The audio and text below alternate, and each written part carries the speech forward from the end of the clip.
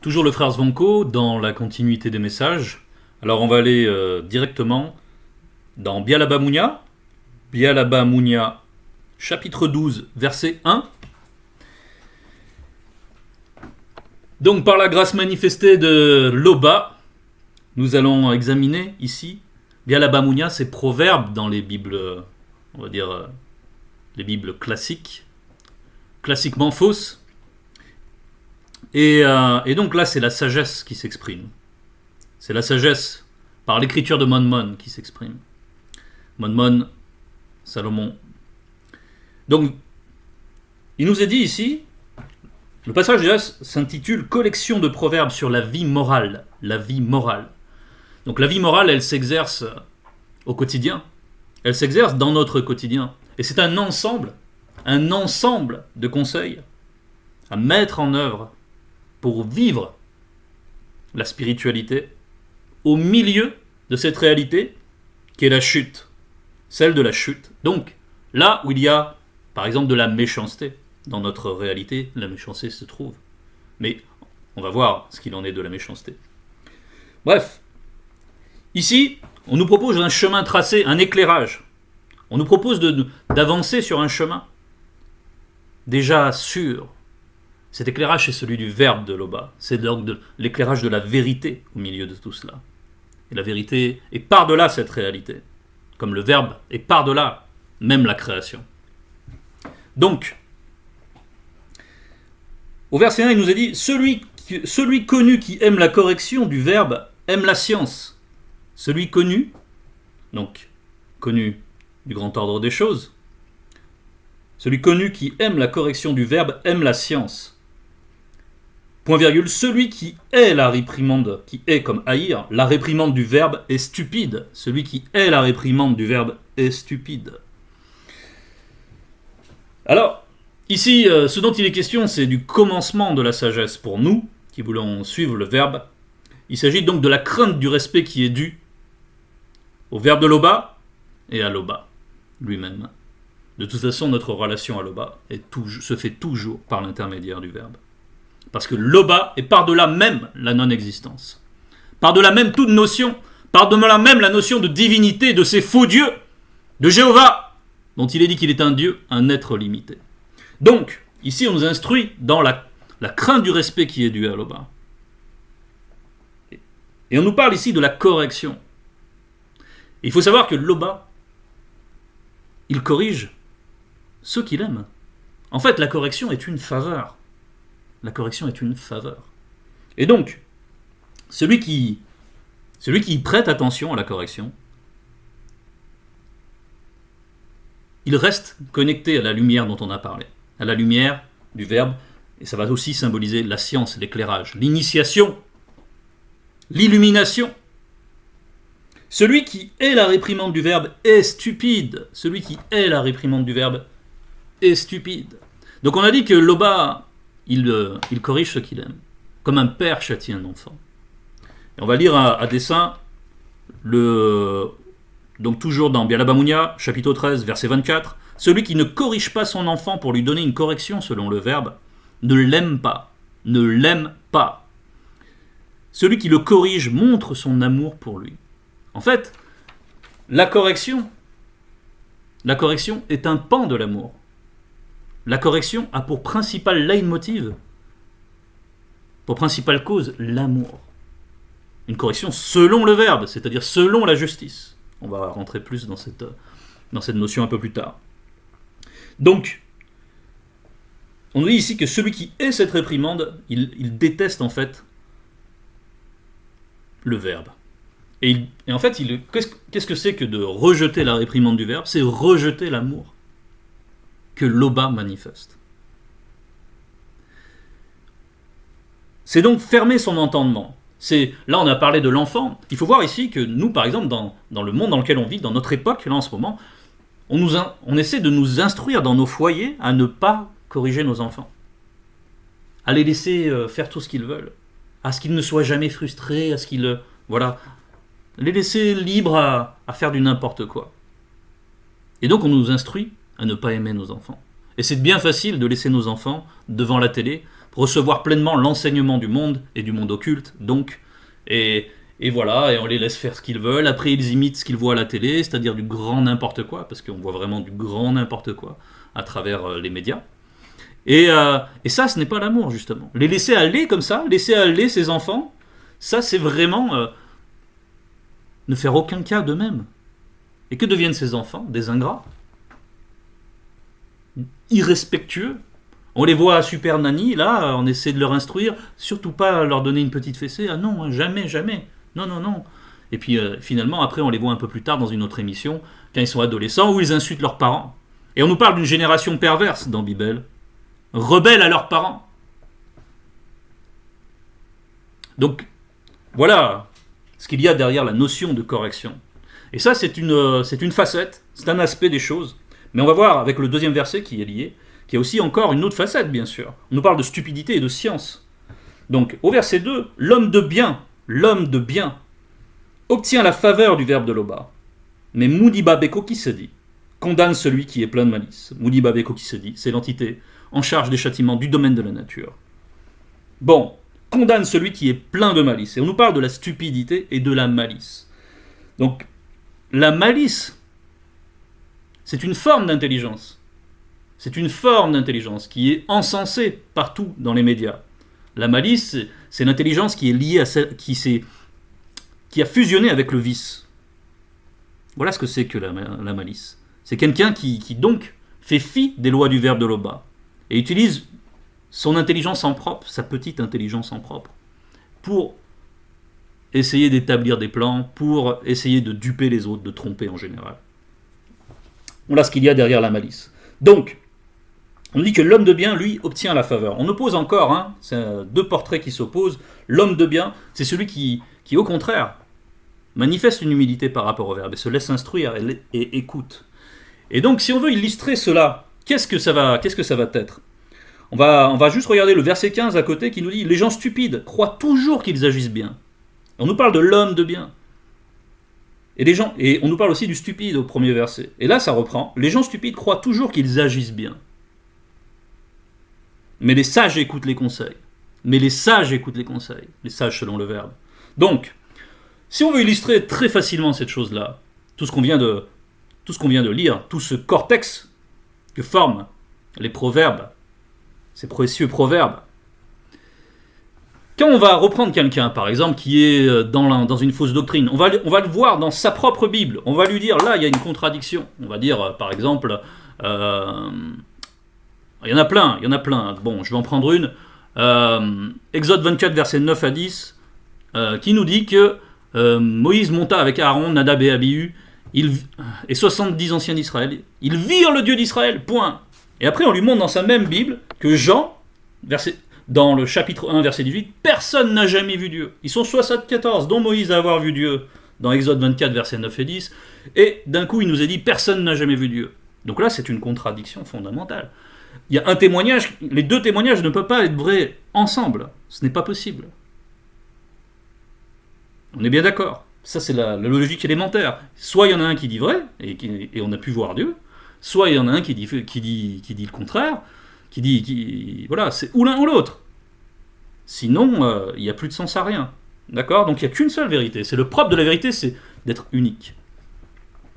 D'être unique. D'accord? Donc, lorsqu'on voit une personne et qu'on lui montre dans sa Bible que là, il y a une contradiction, même si elle n'a rien à répondre, puisque de toute façon, il n'y a rien à rétorquer à cela.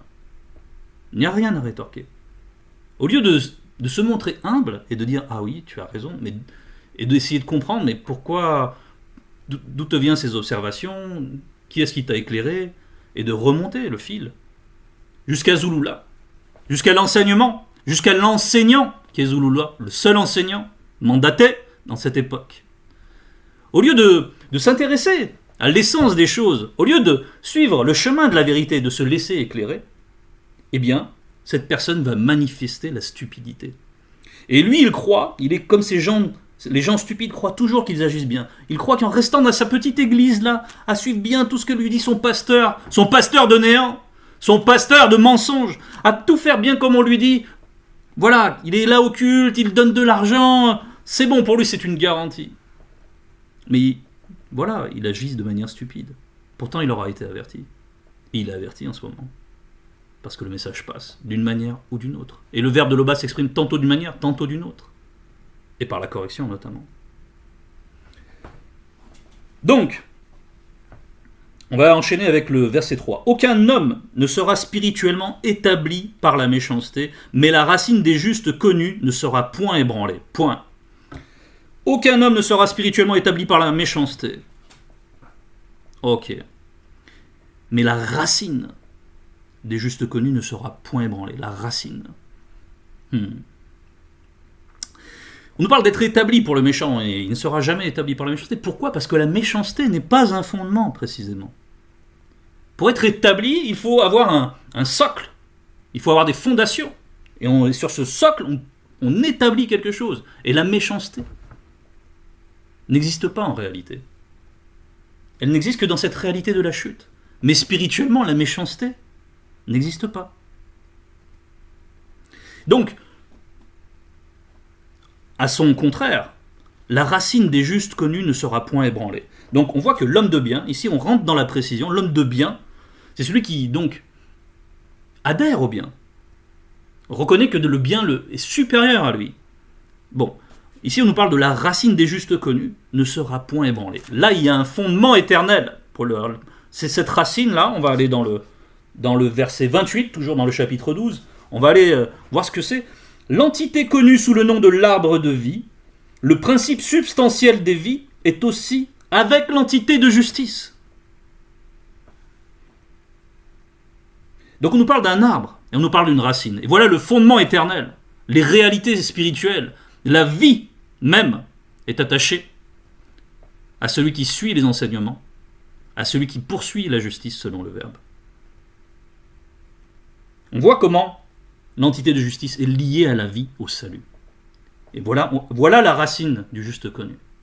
Et cette racine-là est liée directement avec l'arbre de vie.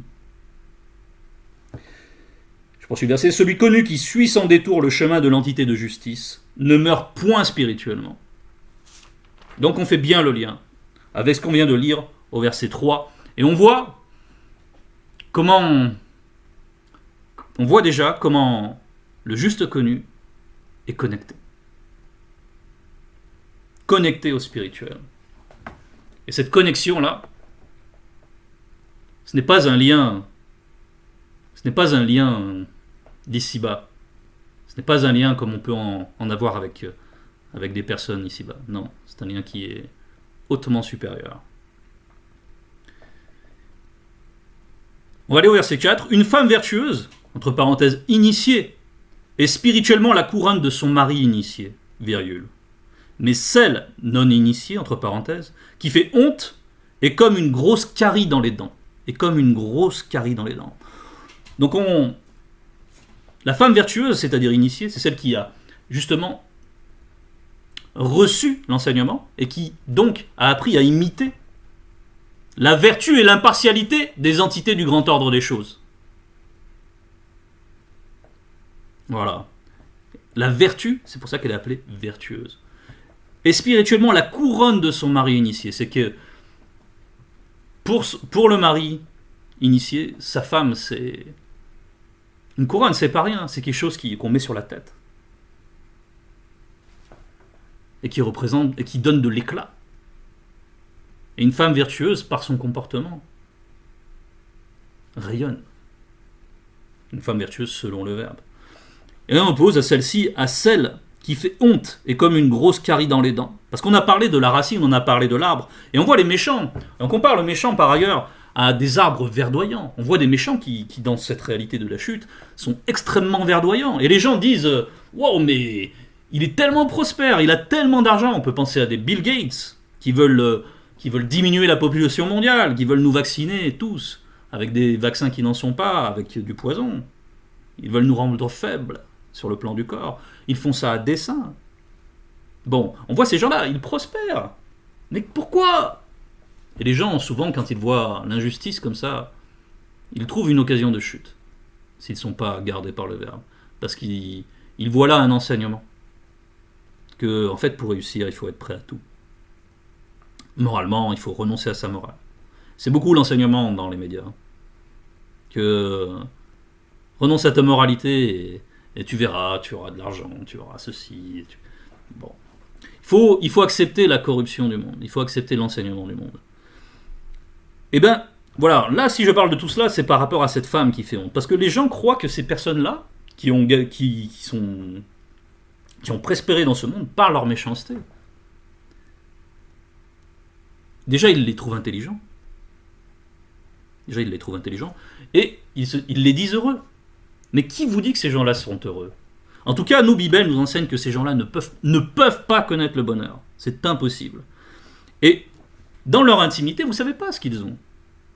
Ça se trouve, ils ont une de ces femmes-là. Une femme qui fait honte et comme une carie dans ses dents. C'est-à-dire une femme qui va l'humilier en public. Une femme qui va le trahir. Une femme qui va être infidèle. Et qui vont être ses enfants?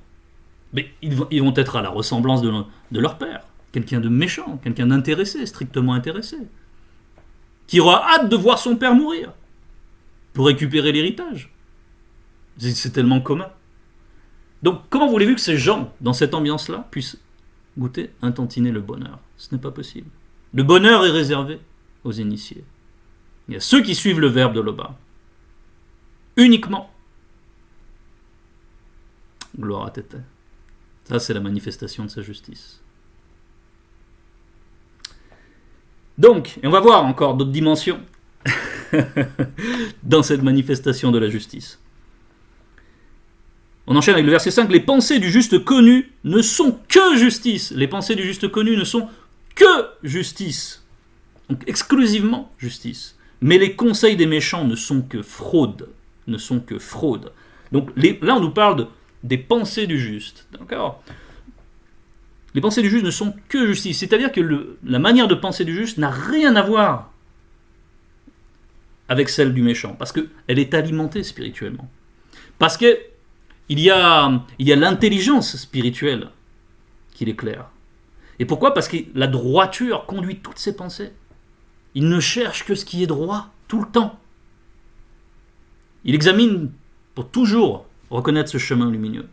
Et pourvu qu'il soit mu par la bonne volonté, dans le verbe, il sera toujours faire grâce de retrouver son chemin. Ok. Mais les conseils des méchants ne sont que fraude. Donc, là, les conseils des méchants, effectivement, on va rentrer un peu plus dans le verset 6. Les paroles des méchants sont des embûches pour verser le sang, mais les paroles des hommes droits sont une délivrance. Donc, on nous dit que les paroles des méchants sont des embûches pour verser le sang. On nous parle aussi de fraude, oui, parce qu'il s'agit de butin. Les paroles des méchants, c'est pas être par exemple celui qui excite des querelles. Il aime voir les gens se quereller. Il jubile du pouvoir qu'il a de faire en sorte de monter les uns contre les autres. Et il se croit puissant par là même.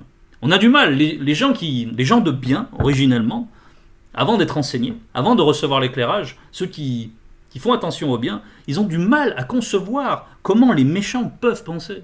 Et se disent, mais nos gouvernants, ils peuvent pas penser comme ça, ils veulent notre bien. Et non, pas forcément. D'ailleurs, ils vous le disent. Ici se croisent, c'est Macron par exemple, il dit voilà, ici se croisent ceux qui vont devenir les plus grands dans la société, c'est pas Dixit, hein, et ceux qui ne sont rien.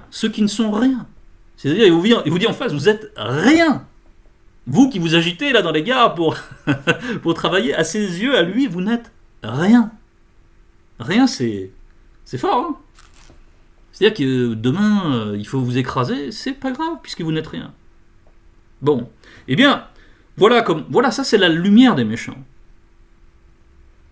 Ils considèrent les choses selon leurs propres intérêts. Et donc, ils sont motivés par le gain, par leurs propres intérêts. Donc, ils n'hésitent pas à frauder, comme ces faux pasteurs qui s'érigent, qui n'hésitent pas à se glorifier avec des titres tous plus pompeux les uns que les autres. Apôtre de je sais pas quoi, général de je sais pas quoi. Tous des rigolos, tous des menteurs. Et ils conseillent leurs troupeaux, et ils les amènent où ? Ils sont juste là pour les tondre. Donc ils utilisent la fraude. Et si quelqu'un vient gâcher leur business, alors là, attention. Le méchant là va déployer toute sa fureur. Et il est capable. de venir à vous faire exécuter selon les intérêts. C'est les mafieux, c'est la logique mafieuse. Il n'y a de solidarité entre les méchants que parce qu'il y a des intérêts convergents. Sinon, sorti de là, c'est chacun pour soi. Donc les paroles des méchants sont des embûches pour verser le sang, mais les paroles des hommes droits sont une délivrance. Donc, ceux qui suivent le Verbe ont ce pouvoir-là de manifester la lumière à leur tour et d'être, par leurs paroles, une délivrance quand on propage le message. Donc, frères et sœurs, propageons le message, propageons le message. Verset 7, les méchants seront renversés et les justes connus seront debout. Verset 8, un homme est estimé en raison de son intelligence. Un homme est estimé en raison de son intelligence, et celui qui a le cœur pervers est l'objet du mépris. Simplement, celui qui a le cœur pervers, il le montre pas la plupart du temps. Il va le montrer malgré lui dans certaines circonstances, je ne vais pas trop rentrer là-dedans, mais Bialaba Mounia nous enseigne aussi par rapport à comment les personnes qui ont la duplicité dans le cœur se trahissent. Mais bref, apprenons le discernement. La sagesse c'est bon, la science c'est bon, l'enseignement c'est délectable. Fusionnons avec l'enseignement, mes frères et sœurs. Que l'Oba nous prête le courage tout le temps, tout le temps, tout le temps. Et donc, on nous parle d'un homme est estimé en raison de son intelligence. Un homme est estimé en raison de son intelligence. Et on nous a parlé des pensées des justes. Là, on nous parle de l'intelligence. Attention, on va illustrer cette intelligence. On va prendre dans... je ne sais pas si on voit bien là. On voit à l'envers. Je vais vous lire le titre. Le livre secret du prophète Daniel, Kalata Mukaïsedi. Kalata Mukaïsedi. On va aller dans le verset 98 du chapitre 1, et on nous parle d'ici de « Lorsque le roi Ekoto nous interrogeait sur n'importe quel sujet, exigeant de la sagesse et de l'intelligence. » Donc ce « nous-là », ça renvoie donc à Mukaïsedi et à ses compagnons, on va dire à Daniel dans les Bibles classiques, mais bon, là on est loin de tout cela. Il nous trouvait 10 fois supérieurs à tous les nécromanciens, magiciens, sorciers, enchanteurs, astrologues, voyants et marabouts de son royaume. Donc tous ceux-là, c'était des sages. C'était considéré comme des sages, mais des sages privés de l'intelligence du Verbe. Et on voit comment l'éclat de l'intelligence selon le Verbe est carrément supérieur. Et pourquoi ils ont accès à ça? On en revient donc à notre verset 5. Les pensées des justes. Parce qu'ils pensent avec le fondement de la droiture. Toutes leurs pensées ne sont tournées qu'uniquement par la justice. Et quand on pense sur ce socle-là, parce que ça c'est le socle, c'est le fondement que les méchants n'ont pas. Ils n'ont pas de fondement. Quand on pense comme ça, en fait, on est en résonance avec toute la création. Avec la nature. Avec toutes les réalités, puisque tout a été créé par le Verbe. Avec les entités gardiennes de la science cosmique. Et là, on rentre dans des mystères très profonds, qui sont dévoilés ici. Dans ce rouleau, Kalata Doubissé, le livre d'Enoch, je vais vous donner le passage sans le citer, verset 34. On est connecté avec toutes les réalités spirituelles. Et donc, l'intelligence est alimentée par le Verbe. Nous avons un discernement qui n'a rien à voir, même nous qui sommes non-initiés graciés, qui n'a rien à voir. Les autres sont plongés dans les ténèbres. Ils ne sont pas connectés, ils n'ont pas cette vibration d'intelligence. Donc un homme est estimé en raison de son intelligence. Et on voit comment Mukaïsedi s'est élevé bien au-delà de ceux qui se disaient sages dans son temps. Et celui qui a le cœur pervers est l'objet du mépris. Bon, il y aurait d'autres passages, mais on ne va pas trop pour illustrer ceci. Mais lorsque l'homme qui est plein de malice est révélé, est mis à nu dans sa perversité, il est exposé, eh bien là, tout le monde se détourne de lui. Et c'est fini pour lui. S'il menait une carrière politique, c'est terminé. S'il avait le visage d'un homme, on va dire, comment ils le disent, un homme débonnaire, mais on va dire un homme philanthrope. Voilà, tous les milliardaires, c'est des philanthropes, ils nous disent. Bon, on peut être milliardaire et être dans le Verbe, hein. Ça, on en a plein d'exemples. Mais là, les gens dont il est question, On les auréole tout de suite, philanthropes. Comme on auréole les pasteurs de pasteurs, etc. Tout de suite, ils se donnent des titres. Ils mettent en avant ce qu'ils ne sont pas, pour cacher justement quelles sont leurs véritables intentions. Verset 9 sera notre dernier verset. Mieux vaut être d'une condition humble et avoir un ami selon le verbe que celui qui fait l'important et qui manque de pain. En résonance avec tout ce qu'on vient de dire, on voit une chose, c'est que bon, déjà l'amitié selon le verbe, dans l'amitié selon le verbe, il y a une richesse immense, c'est celle de l'amour. C'est la réalité dont les méchants sont privés. Ils ne peuvent pas vivre l'amour. Ils ne sont jamais en paix. Cette paix que seul le verbe de Loba peut donner, ils ne la connaissent pas. Ils ne goûtent jamais cela. Et donc ils ne goûtent jamais le bonheur. Donc déjà ils sont privés de cela. Derrière la notion d'amitié, il y a tout cela. Et on nous dit qu'il vaut mieux avoir un ami, selon le verbe, vivre modestement, par rapport aux richesses du visible, que celui qui fait l'important et qui manque de pain.